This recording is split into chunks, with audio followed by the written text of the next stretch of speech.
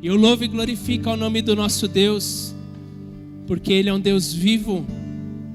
Eu louvo e glorifico ao nome do nosso Deus, porque Ele é um Deus que... Ele é maravilhoso porque Ele confirma. E como eu disse, o Senhor tem ministrado muitas coisas no meu coração. E muitas vezes eu tenho que saber entender. E eu tenho orado e tenho buscado ao Senhor para que o Senhor possa me instruir aquilo que é para mim, que às vezes não é aquilo que é para você. Porque o Senhor tem que trabalhar na minha vida e o Senhor tem que trabalhar e tratar o meu coração. E então nesse cenário, digamos assim, há semanas eu tenho orado e pedido ao Senhor para que o Senhor possa confirmar aquilo que é a palavra do Senhor para nós na noite de hoje e talvez também para as próximas. E eu louvo e glorifico o nome do Senhor porque eu terminei a palavra hoje de manhã e no decorrer do dia o Senhor, Ele veio dando sinais de confirmação daquilo que é a palavra para hoje. E eu vou dizer que culminou naquilo que nós acabamos de viver aqui. E eu louvo e glorifico a Deus por isso, porque com isso eu entendo que é realmente aquilo que o Senhor tem para nós, para esta noite, talvez para nós a partir desta noite. O Senhor, Ele tem ministrado através da vida do pastor Ri, com relação ao coração, e a gente vê nessas horas o quanto que o Senhor tem que trabalhar no nosso coração. E a gente tem aprendido que a nossa caminhada cristã, nosso relacionamento, ele é vertical e horizontal. Ele é vertical no sentido em que nós temos que buscar o nosso relacionamento com Deus, e em que nós devemos ter a nossa busca do Senhor e com o Senhor. E é isso que o Senhor tem ministrado através da vida do pastor Ri, aquilo que vai no nosso coração.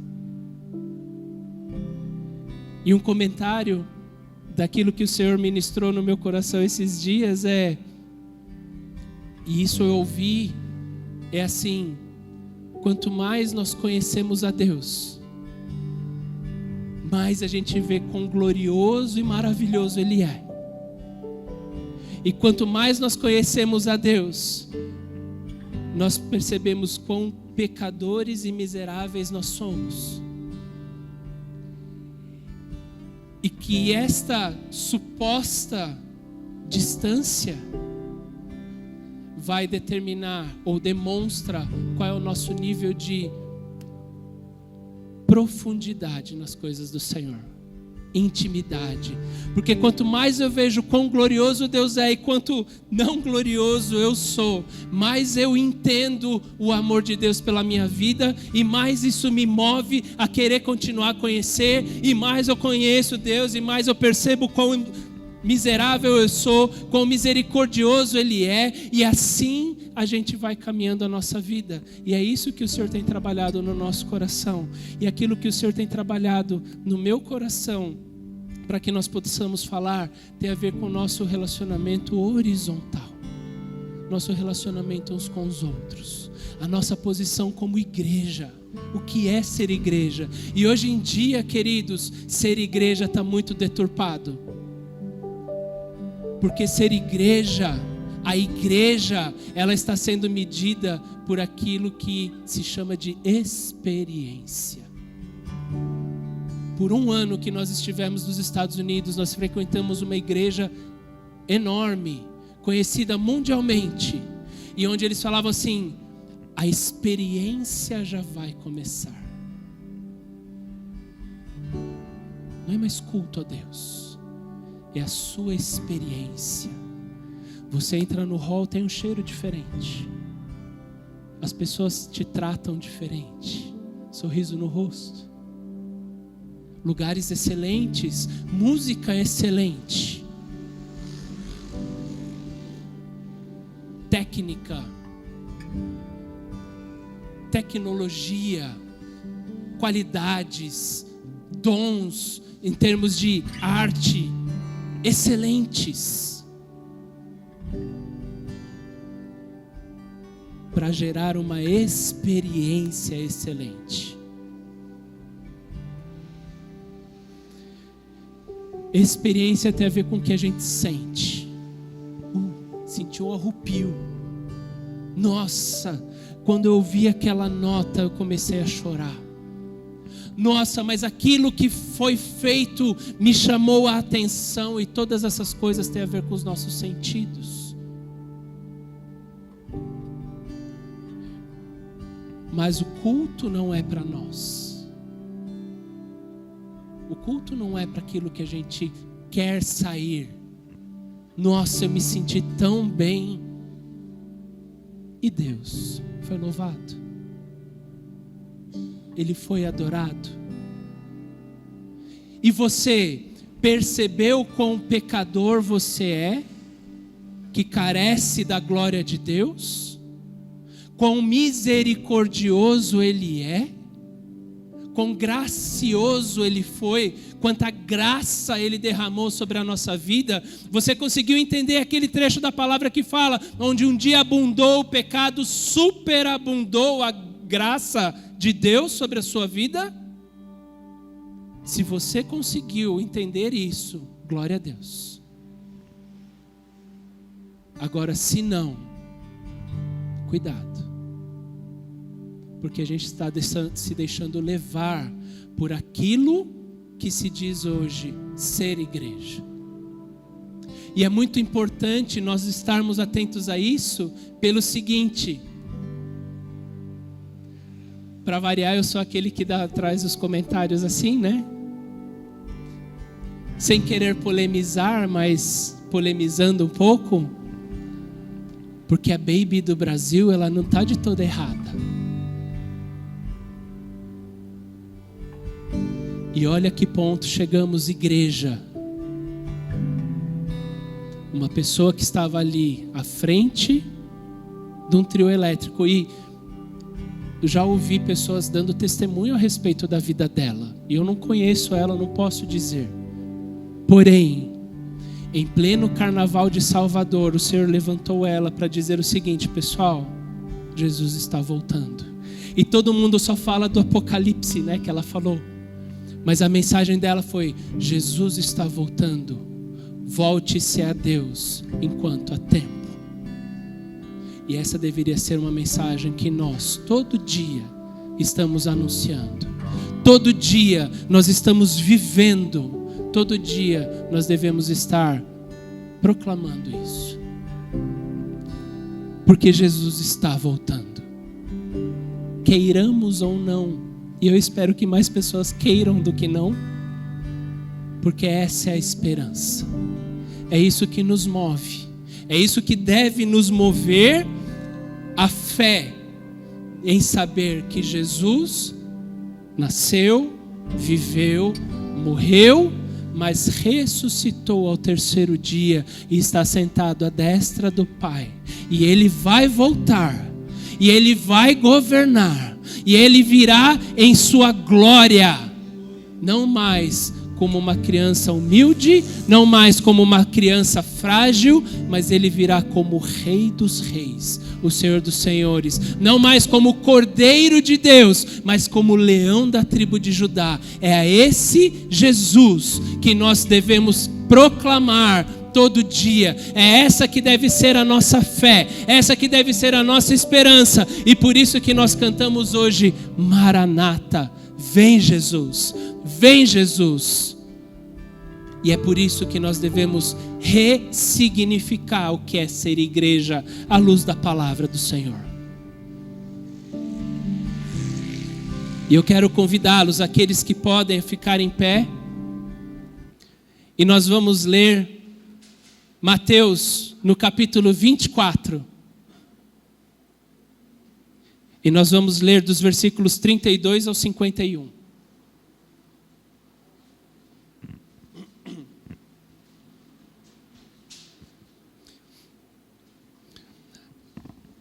Aqueles que estão conosco há mais tempo, que já me viram pregar outras vezes, sabem que quando eu falava assim, Apocalipse, eu brincava e falava assim, Apocalipse. Quem não sabe agora deve saber, Mateus 24. Porque Mateus 24, Jesus ali, ele está dando um sermão profético a respeito do fim dos tempos. E aquilo que nós vamos ler hoje, então, está ali a partir do versículo 32, que diz assim na minha versão: aprendam a lição da figueira, quando seus ramos se renovam e suas folhas começam a brotar. Vocês sabem que o verão está próximo. Assim também, quando virem todas estas coisas, saibam que ele está próximo, às portas. Eu lhes asseguro que não passará esta geração até que todas essas coisas aconteçam. Os céus e a terra passarão, mas as minhas palavras jamais passarão. Quanto ao dia e à hora, ninguém sabe, nem os anjos dos céus, nem o Filho, senão somente o Pai. Como foi nos dias de Noé, assim também será na vinda do Filho do Homem. Pois nos dias anteriores ao dilúvio, o povo vivia comendo e bebendo, casando-se e dando-se em casamento, até o dia em que Noé entrou na arca. E eles nada perceberam, até que veio o dilúvio e os levou a todos. Assim acontecerá na vinda do Filho do Homem. 2 homens estarão no campo, um será levado e o outro deixado. 2 mulheres estarão trabalhando num moinho, e uma será levada e a outra deixada. Portanto, vigiem, porque vocês não sabem em que dia virá o seu Senhor. Mas entendam isso: se o dono da casa soubesse a que hora da noite o ladrão viria, ele ficaria de guarda e não deixaria que a sua casa fosse arrombada. Assim vocês também precisam estar preparados, porque o Filho do Homem virá numa hora em que vocês menos esperam. Quem é, pois, o servo fiel e sensato, a quem o seu senhor encarrega da sua casa para lhes dar alimento no tempo devido? Feliz o servo que o seu senhor encontrar fazendo assim quando voltar. Garanto-lhes que ele o encarregará de todos os seus bens. Mas suponham que esse servo seja mau e diga a si mesmo: meu senhor está demorando, e então comece a bater em seus conservos, e a comer e a beber com os beberrões. O senhor daquele servo virá num dia em que ele não espera, e numa hora que não sabe, e o punirá severamente, e lhe dará lugar com os hipócritas, onde haverá choro e ranger de dentes. Senhor Deus, eis aqui a Tua palavra, Senhor. A Tua palavra que é viva e eficaz, Senhor. Nós queremos, Senhor, mais uma vez, Senhor, Te louvar e Te bendizer nessa noite. Mais uma vez declarar que só o Senhor é Deus. Que só o Senhor é digno de toda honra, de toda glória e de todo louvor. E nós queremos agora, Senhor Deus, entregar a Ti, Senhor, esta palavra. Senhor, que não seja eu, mas que seja o Teu Espírito através da minha vida. Senhor, que essa semente lançada possa, Senhor, encontrar terra fértil. Prepara o nosso coração, prepara, Senhor, as nossas mentes, para que possamos receber essa semente. Que essa semente, Senhor, ela possa cair em terra fértil, ela possa germinar e dar frutos, e que esses frutos possam permanecer dia após dia. Em nome de Jesus, é o que nós Te pedimos e agradecemos, Senhor. Amém. Podem se assentar.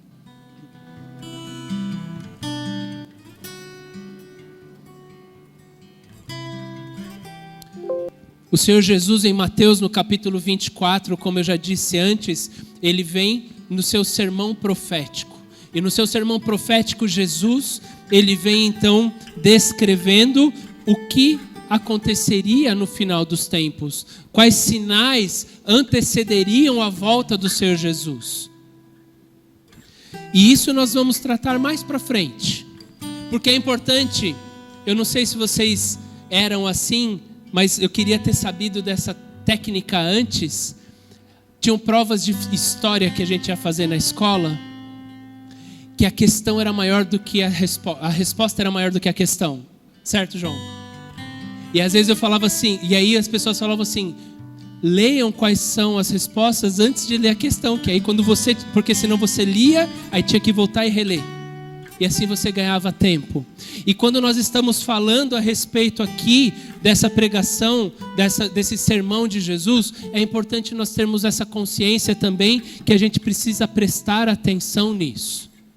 Mas para a gente poder saber em que pontos prestar atenção no sermão, aquilo que o Senhor tocou no meu coração falou assim, vamos ver, vocês precisam saber como agir e o que fazer para então saber o que vai acontecer. Porque daí fica mais fácil a gente saber a que pontos. A volta do Senhor Jesus, ele é um tema, primeiro, que não existe. A volta do Senhor Jesus não tem dúvida. Jesus vai voltar. Como isso se dará? Em que tempo isso se dará? Como vai ser? Como vai ser a igreja? Esse é um ponto que não existe um consenso em muitos aspectos. Porém, é importante nós sabermos o seguinte, que o Senhor Jesus ele vai voltar e que nós devemos então ter uma postura que Ele nos pede até que isso aconteça. Amém? Então o Senhor Jesus, Ele veio então nos primeiros versículos do capítulo 24, Ele então disse o que aconteceria, e a partir então daquilo que nós vemos no versículo 32, Jesus ele começa a dizer que olha, mas tudo isso vai acontecer, mas ninguém sabe o dia, ninguém sabe a hora, não está determinado para o nosso conhecimento isso, somente o Pai sabe o dia e a hora.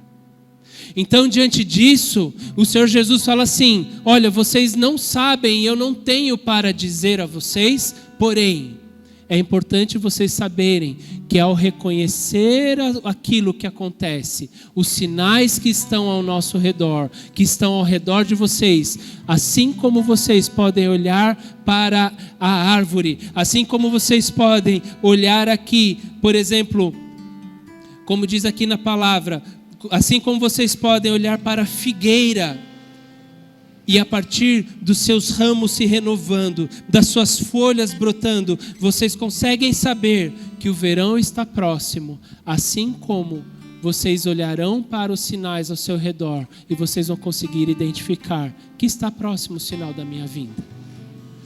E o Senhor Jesus ele vem e aí ele começa a dizer que é importante nós estarmos atentos porque a vida ela vai continuar.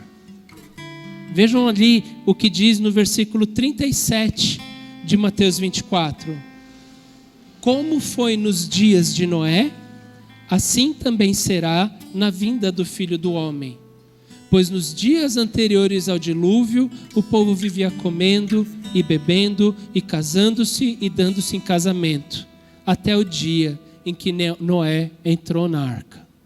A vida vai estar normal. A gente vai ter que continuar trabalhando. A gente vai ter que continuar cuidando da nossa família.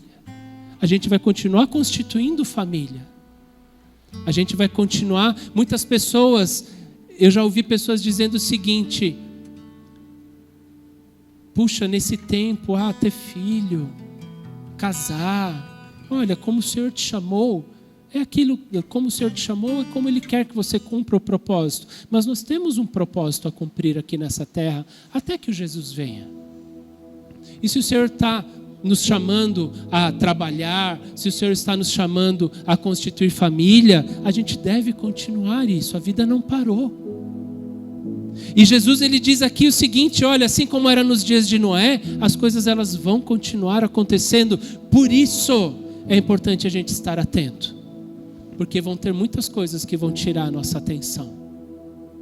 É o trabalho ou a falta dele? É a doença ou é a saúde? Agora eu posso aproveitar? Então, o Senhor Jesus, Ele veio e falou assim: olha, vocês devem estar atentos, vocês devem saber que assim como era na época de Noé, a vida vai estar normal. E de repente, eu vou voltar. E aí Jesus, ali nos versículos 42 ao 44, ele então chega ali aos seus discípulos, ele chega ali a nós que somos igreja e diz o seguinte: portanto vigiem, porque vocês não sabem em que dia virá o seu Senhor. Então nós devemos vigiar. E a vigilância, o vigiar, ele quer dizer que nós devemos permanecer atentos, observar com atenção. A gente deve continuar a nossa vida, mas observando com atenção aquilo que nos cerca. E aí Jesus, ele chega ali, a partir do versículo 45, nós vemos que Jesus, ele começa a mudar um pouco do foco, ou do enfoque. Ele tira o enfoque de algo geral e generalizado, e ele agora coloca um enfoque específico para aqueles que se dizem servos dele, para nós que somos igreja. E Jesus ali, a partir do versículo 45, ele vem e ele faz um comparativo entre dois servos. A primeira coisa que a gente precisa entender: os dois são servos, os dois trabalham para o mesmo patrão, os dois estão no mesmo time, os dois entendem estar servindo o seu mesmo Senhor. Mas nós temos ali um servo que é fiel e sensato, e depois ele fala a respeito de um servo que é mau. E ele começa dizendo o seguinte, então, quando nós vemos aqui nesses versículos que estão aqui, ele fala: o servo fiel e sensato, a quem o Senhor encarrega dos seus servos da sua casa, para dar alimento no tempo devido. E aí ele fala assim: bem-aventurado aquele servo cujo Senhor, quando voltar, encontrar fazendo assim. E eu louvo a Deus, porque quando eu vi o bem-aventurado, eu falei: glória a Deus, porque nós aprendemos algumas semanas atrás que ser bem-aventurado vai além de ser feliz, vai além de ser abençoado. É uma condição que descreve uma condição superior a qualquer coisa que a gente pode imaginar, porque a bem-aventurança, ela agrada o coração de Deus. E o Senhor fala assim: bem-aventurado o servo que for encontrado fazendo assim quando o seu Senhor voltar. Certamente o seu Senhor o encarregará de todos os seus bens.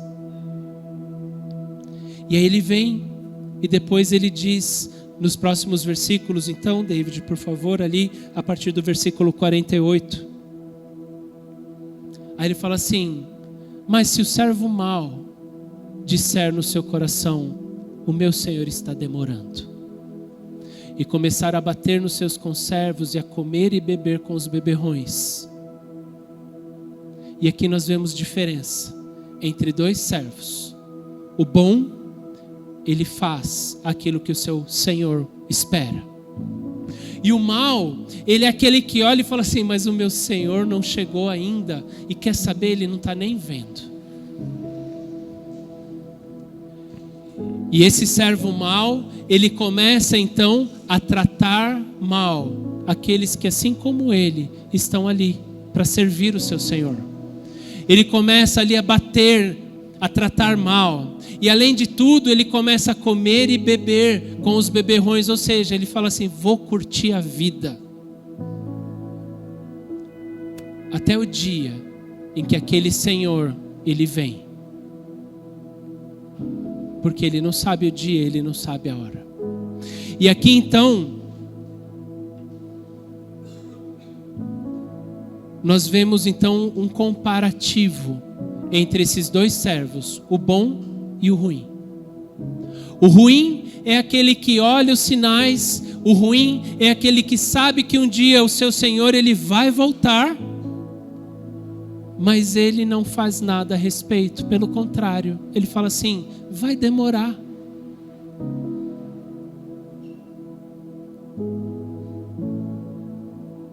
E ele resolve curtir a vida. Ele resolve viver aquilo que os seus olhos veem. E ele deixa de olhar para aquilo que os seus olhos da fé deveriam estar olhando. Sabe aquilo que eu disse no começo, que a nossa esperança é a volta do Senhor Jesus? Esse servo mau, ele ignora esse fato. E ele fala assim: quer saber? Jesus não voltou até hoje, porque vai ser na minha vez. E ele começa a viver a sua vida. Ele começa a buscar os seus prazeres. Ele começa a olhar aquilo que realmente importa, porque afinal de contas, eu preciso trabalhar. E que problema tem eu ser bem-sucedido no meu trabalho? Eu preciso ser feliz. E que problema tem eu ser feliz? O problema é que o Senhor, ele entregou uma missão nas nossas mãos. Não apenas na minha, do pastor Ri ou do bispo Valdir, mas na mão de cada um de nós. Ele entregou o papel de sermos um servo bom. É minha responsabilidade, mas é de cada um de nós a responsabilidade de sermos servos bons. E qual que é o papel do servo bom? Você pode voltar, David, por favor? No 47. Desculpa, no 46.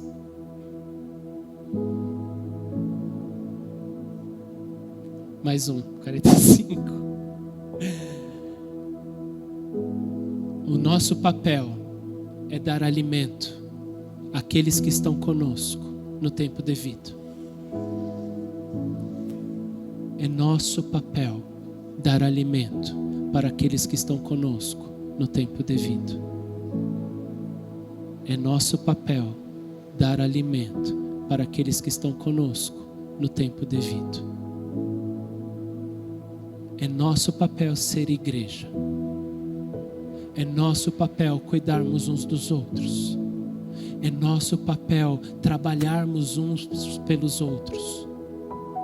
É nosso papel sermos servo fiel e sensato. Sabe por quê? Porque o servo mau, a palavra diz que ele é jogado junto com os hipócritas. Hipócrita, original grego, upokrites, se é que é assim que fala, que representavam os atores do teatro, ator de palco. E esses atores, tanto os gregos quanto os romanos, eles usavam máscaras grandes com dispositivos mecânicos para que assim então pudesse dar força na voz e aumentar a voz deles.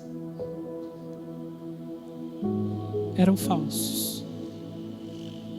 Pareciam ser algo e não eram, porque eles eram atores.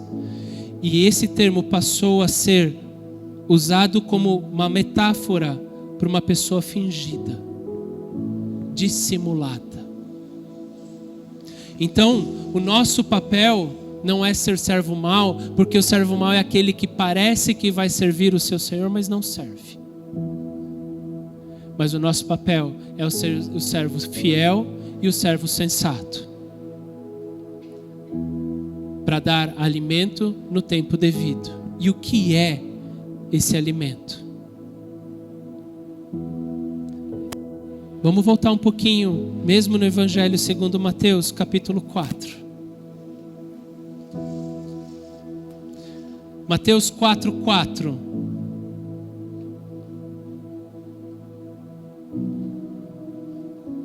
Qual é o alimento que nós devemos dar uns para os outros? Jesus respondeu: nem só de pão viverá o homem, mas de toda palavra que procede da boca de Deus. É nosso papel alimentar os nossos irmãos com a palavra. É nosso papel falarmos a respeito da palavra de Deus, uns para os outros. Aí a gente vai dar um pulinho agora, vamos até a carta de Paulo aos Romanos, no capítulo 10. Mas por que a gente tem que dar a palavra de Deus?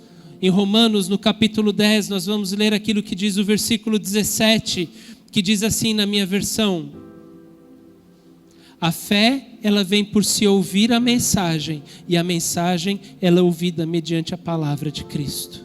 Nós precisamos anunciar a palavra de Deus, para que esta palavra possa alimentar a fé, e esta fé possa ser aquele alimento que nós precisamos no momento de dificuldade. A palavra de Deus é um alimento para todas as horas. É um alimento para o momento bom, para o momento ruim. A palavra de Deus é aquela que vai chegar para você e falar assim: persevera, porque o Senhor é aquele que está com você, é aquele que te fortalece. Mas a palavra do Senhor também é aquela que te fala assim: cuidado com o teu orgulho, porque ele antecede a sua queda. A palavra de Deus é aquela que te diz assim: não tema, porque o Senhor ele está com você. Mas é também aquele que te diz o seguinte: mas submeta-se debaixo da poderosa mão de Deus, para que no tempo certo ele possa te exaltar. A palavra de Deus é o pão de cada dia, e é nosso papel compartilhar esse pão. É nosso papel sermos igreja neste momento, compartilhando o alimento uns com os outros. E aí a palavra fala assim, alguém pode falar assim: mas então quando é que eu devo fazer isso? Vamos ver o que diz a palavra. Vamos pular agora para Hebreus. E nós vamos ali para Hebreus. Nós vamos ao capítulo 4, ao versículo 7. Que o pastor Ri falou na última semana. Quando é que nós devemos fazer isso? Existe um dia determinado, chamado hoje. Hoje. Não é amanhã, é hoje. É hoje que nós somos chamados a compartilhar esse pão. É hoje que o Senhor quer fazer a obra nas nossas vidas. É hoje que, se nós ouvirmos a voz do Senhor, nós não devemos endurecer o nosso coração. O tempo é hoje. O alimento é a palavra. E a questão é onde? Em Hebreus, vamos até o capítulo 10, os versículos 24 e 25. Hebreus 10, versículos 24 e 25, diz assim: importemo-nos uns com os outros para nos incentivarmos ao amor e às boas obras. E não deixemos de nos reunir como igreja, segundo o costume de alguns, mas procuremos encorajar uns aos outros, sobretudo agora que vocês veem aproximar-se o dia. O alimento é o pão, o tempo é hoje, o local é em igreja. E esta igreja começa por nós aqui, e eu louvo e glorifico a Deus pela vida de cada um que está aqui. Mas essa igreja, ela vai além daqui. Ela deve ser de segunda a segunda. Ela deve ser no nosso tempo livre. Ela deve ser na nossa casa. Ela deve ser no trabalho. Ela deve ser andando pela rua. Ela deve ser na padaria. Ela deve ser no banco. Ela deve ser no nosso cliente. Ela deve ser no nosso fornecedor. Ela deve ser onde nós estivermos, porque nós devemos ter essa consciência que nós somos igreja e que nós temos a obrigação de sermos os servos bons e fiéis que compartilham o alimento com aqueles que precisam. No tempo que se chama hoje, o alimento que é a palavra de Deus, quando nós estamos em igreja. Mas é importante nós estarmos em igreja. E eu louvo e glorifico mais uma vez a vida de cada um que está aqui. E eu quero fazer um aviso àqueles que estão na internet nos ouvindo também. A internet, e para todos que estão aqui, a internet ela é para ser uma coisa boa. Mas a gente tem que tomar cuidado para isso não virar algo ruim nas nossas vidas. Porque isso que nós estamos vivendo aqui hoje, aquilo que nós vivemos de poder orar uns pelos outros, de poder ter uma pessoa que vem ao nosso encontro e dar um abraço, e talvez tudo que a gente precisava era esse abraço. Uma pessoa talvez ir ao encontro de alguém e ser instrumento na vida de alguém não tem preço. E a internet, ela deve ser para casos extremos. E esses casos extremos devem ser exceções. É importante a gente entender isso, porque aí a gente, quando entender isso, a gente vai entender que o nosso papel não é de espectadores. Esta igreja, com todo o temor do Senhor, eu digo, não é uma igreja de experiência. E com isso eu não quero dizer que a gente não está aqui para fazer excelente, porque nós estamos fazendo para o Senhor. Mas nós estamos aqui há 27 anos batalhando para tentar ser uma igreja de prática, uma igreja que anda, uma igreja que respira, uma igreja que é um corpo, uma igreja que vive em unidade, uma igreja que está aqui para ser representante do reino de Deus sobre essa terra. Uma igreja que quer ir além de sermos meros espectadores, para sermos praticantes da palavra. O Senhor Jesus, Ele disse que Ele não veio para ser servido, mas Ele veio para servir. E hoje a igreja, ela quer ser servida. Ela é uma igreja passiva, monótona. Mas o Senhor não quer que a gente seja assim. E queridos, me suportem em amor. Mas o Senhor, Ele quer que nós sejamos a igreja que vai fazer a diferença onde a gente está, porque Jesus está voltando. Não quer dizer que Jesus não vai trabalhar na sua vida, não quer dizer que o Senhor Jesus, Ele não vai curar, não quer dizer que Jesus não vai abençoar os seus estudos, não quer dizer que Jesus vai abençoar o seu trabalho, não quer dizer que Jesus não quer que você viva uma vida assim, mas quer dizer que Jesus quer que você seja igreja, que eu seja igreja, que nós sejamos igreja. Quer dizer que é nossa responsabilidade isso. Muitos lugares vocês vão ver pessoas que vão falar o seguinte: você quer fazer alguma coisa? Vem falar comigo antes, e eu vou orar. E se for assim, aí eu vou te olhar. E se for assim, aí talvez você consiga fazer. Mas eu posso dizer a cada um de vocês aqui, que se vocês vierem procurar o pastor Ricardo, o bispo Valdir, ou a mim, ou qualquer outra pessoa que está há mais tempo, que faz parte dessa liderança, o Senhor tocou no meu coração para fazer tal coisa, a gente vai falar, glória a Deus, bora fazer. A igreja, ela não é dos pastores, a igreja, ela é do Senhor Jesus. Muito tempo atrás, quando meu pai faleceu, eu lembro que vieram me perguntar o seguinte: e agora que o seu pai faleceu? Eu falei assim: segue o jogo, porque essa obra não é dele. E o louvo e glorifica o nome do Senhor, porque esse ano fez 8 anos. Nós estamos aqui, nós estamos de pé. E esse é o caminho que a gente quer continuar trilhando. A gente está aqui para realmente ser servo bom e fiel, aquele que vai dar alimento uns aos outros. E eu quero te convidar nessa noite a aceitar esse chamado. Não tem formato, não tem fórmula. A gente vai aprender junto. E se tiver igrejas por aí que fazem isso, a gente vai querer aprender com eles. Mas sabe, queridos, talvez é difícil. Não somos perfeitos. Não somos perfeitos. Posso dizer que nós aprendemos como Josué, seguindo Moisés. Nenhum de nós aqui tem curso, formação, mas nós temos um mestre, o Senhor Jesus.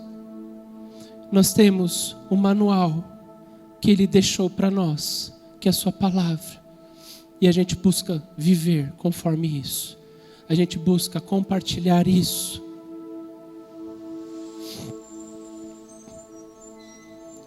Para terminar,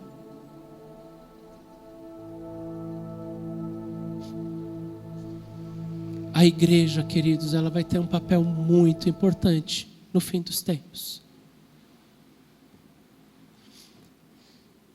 Porque, como nós já ouvimos tantas vezes, o amor de muitos esfriará. As pessoas vão se tornar amantes de si mesmas. E como nós vamos ver quando formos ler a respeito do sermão profético, nós vamos ver que haverá guerras, fome, peste, tribulação, dificuldades, onde muitas pessoas vão se negar a ir ao encontro de outras, porque elas vão estar passando perigo. Mas a verdadeira igreja,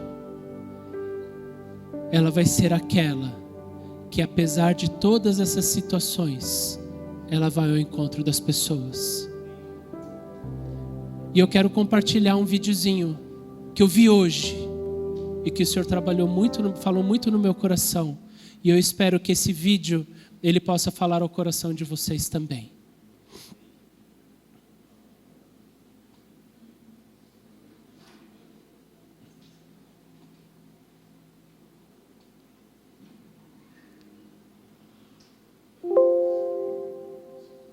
Ele está mudo, David. Orando, indo ou contribuindo. O comunicado de Marajó. Este é um dos temas mais falados no Brasil na última semana. Mas na prática, o que fazer? Quem procurar? Como ir além do hype? Existem 3 formas de ajudar: orando, indo ou contribuindo. O Comunicando o Reino conversou com alguns missionários e líderes de projetos que atuam na região. Eles atendem pessoas em situações de risco, vulnerabilidade social, tanto exploração sexual e questões de gravidez na adolescência, tanto por causa da falta de trabalho, saneamento básico e assistência médica, quanto por falta de informação. Alguns dos projetos em atividade, além do Instituto Akashi da Zion Church, também atuam na Ilha de Marajó, a Assembleia de Deus em Belém, a Aliança para a Evangelização da Criança, a APEC, o Luz na Amazônia da Sociedade Bíblica do Brasil, SBB, a Lagoinha Belém e o Projeto Campos Brancos. Muitos missionários atuantes na Ilha de Marajó se unem para realizar ações conjuntas, para usufruir de estrutura como barcos e facilitar o atendimento das pessoas, com o apoio de igrejas locais que conhecem bem a realidade da área. Para se ter uma ideia do tamanho do desafio, a Ilha de Marajó é maior que a Bélgica. Um dos entrevistados disse, abre aspas, é uma realidade muito triste. É preciso a união das igrejas, pois o Estado não tem interesse em resolver o problema. As ações não são muito divulgadas pelas próprias igrejas, porque existe risco à vida de quem está lá. Já sofri ameaças e intimidação de pessoas poderosas, porque ajudamos a Ilha de Marajó, fecha aspas. Esse peso da violência sexual infantil, tu olha pra criança, às vezes ela não brilha o olho, sabe? É um negócio muito terrível, mas não é o assistencialismo que resolve, sabe? É a igreja, o Estado não vai resolver. No meu coração, na minha cabeça, a única solução para essa realidade aí são as igrejas mesmo. A APEC, que atua no treinamento gratuito para professores e líderes de crianças e também fornece materiais gratuitos, conta que um dos desafios é levantar recursos para o transporte e alimentação dos voluntários envolvidos no projeto. Já atuaram em Breve, Salvaterra, Portel, Soure, entre outras localidades, e até mesmo em lixões e abrigos. A Assembleia de Deus em Belém atua em Melgaço, Breves e Portal. Além de ter uma igreja como base local, semanalmente entregam cestas básicas. Também realizam oficinas profissionalizantes de corte e costura e construíram casas para famílias em situação de extrema vulnerabilidade. Anualmente, levam cerca de 1.000 voluntários que chegam a viajar 30 horas em barcos, servindo como médicos, realizando exames e recreação com as crianças. A Lagoinha Belém, que atua em todo o estado, inclusive na Ilha de Marajó, está estruturando um centro de cursos de capacitação em Belém. Mas um dos sonhos da liderança é estruturar um centro com cursos profissionalizantes na própria ilha. Já realizaram ações levando atendimento médico, psicólogos, advogados, assistência social e diversos tipos de orientações. Ela fala rápido. Com a retirada do Cruz do mercado brasileiro, mas é importante a Chevrolet... a gente entender o seguinte. Alguns anos atrás, a ex-ministra Damares, ela veio e levantou a bandeira de tudo aquilo que estava acontecendo ali na Ilha de Marajó. E isso foi dito, e hoje em dia esse assunto voltou à tona, e muito se diz que é fake news, que é isso, que é aquilo. Eu não acho que esse vídeo é fake. E a gente vê que o governo, que os órgãos devidos não estão dando atenção para isso. Tá vendo? Porque a gente precisa ser igreja. Tá vendo? Porque a gente precisa sair desse papel de espectador. Tá vendo? Porque a gente precisa ir ao encontro das pessoas. Eu acho que o que mais me marcou foi aquela voz que passou tão rápido. Ela falou assim, que os abusos sexuais das crianças fazem com que a gente olhe para os olhos dela e não veja brilho.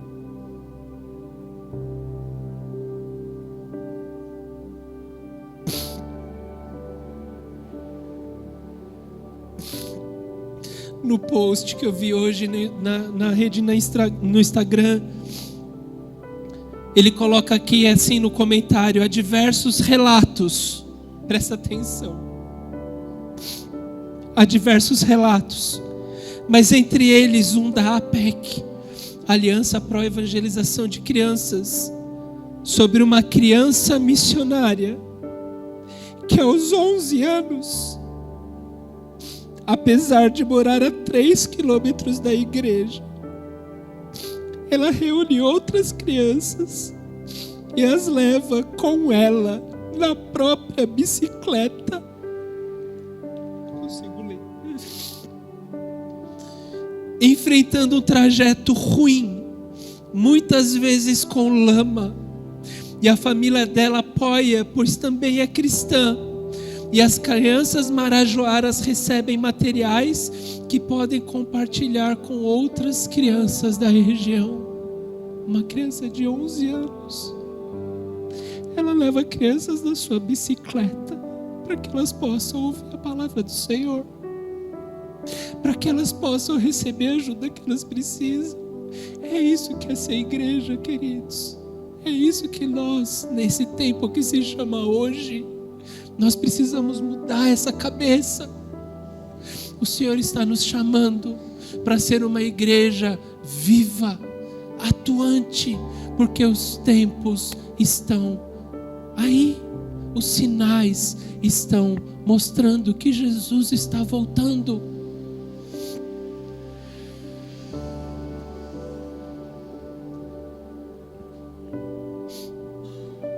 E sem entrar no assunto política ou qualquer outra coisa, mas entrando.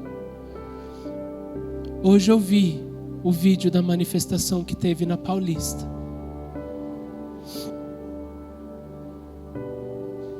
E o que eu quero dizer a respeito disso, eu não sei o que está por trás, o que não está, mas eu só quero dizer o seguinte, que é nosso papel como igreja, a gente tomar um papel, uma posição prática na nossa vida, que seja orar. Será que a gente está orando pelo nosso país? Será que a gente está orando pela nossa nação? Será que a gente está orando por aqueles que mandam nessa nação? Será que a gente está orando para que o Senhor possa agir?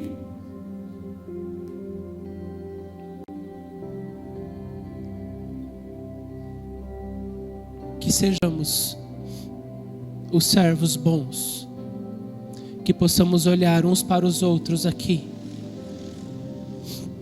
Eu sei que a vida é corrida, eu sei que as coisas são difíceis, eu sei quantas coisas acontecem, por isso que Jesus ele falou assim: estejam atentos, vigiem, porque os dias da minha volta serão como os dias de Noé. As coisas aconteceram sem que o povo visse. Assim é nos nossos dias. Porém, que a partir de hoje a gente esteja atento a isso. A importância de sermos igreja. A importância de entendermos o nosso papel e colocarmos isso em prática. E eu quero convidá-los a fechar os seus olhos. E que nós possamos nesse momento fazer uma oração ao Senhor. Que nós possamos pedir ao Senhor Porque sem Ele nós não podemos fazer nada. Senhor, e a gente sabe, Senhor, que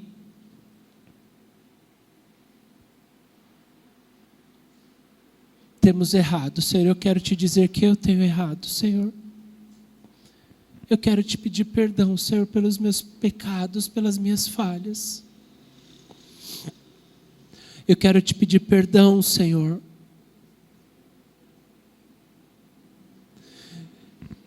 por não ter agido, Senhor, conforme a sua vontade, o seu querer, por talvez, Senhor, até hoje ter agido como um servo mau. E como o Senhor já ministrou ao nosso coração, Senhor, outras vezes, que em nome de Jesus agora o Senhor possa sondar o nosso coração e ver tudo que está ali, Senhor, que não pertence a Ti. E que o Senhor possa, Deus, em nome de Jesus, nos limpar.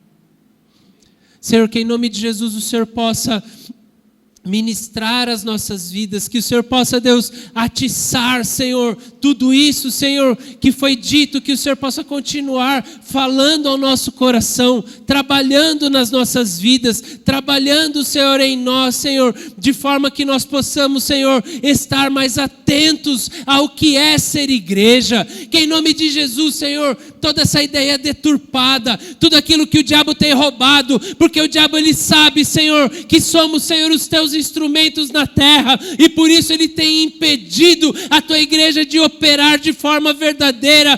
Pelo contrário, Senhor, a tua palavra, a tua igreja, Senhor, ela tem agido contrária à tua palavra, Senhor, e ela tem buscado outras coisas que não são a tua vontade.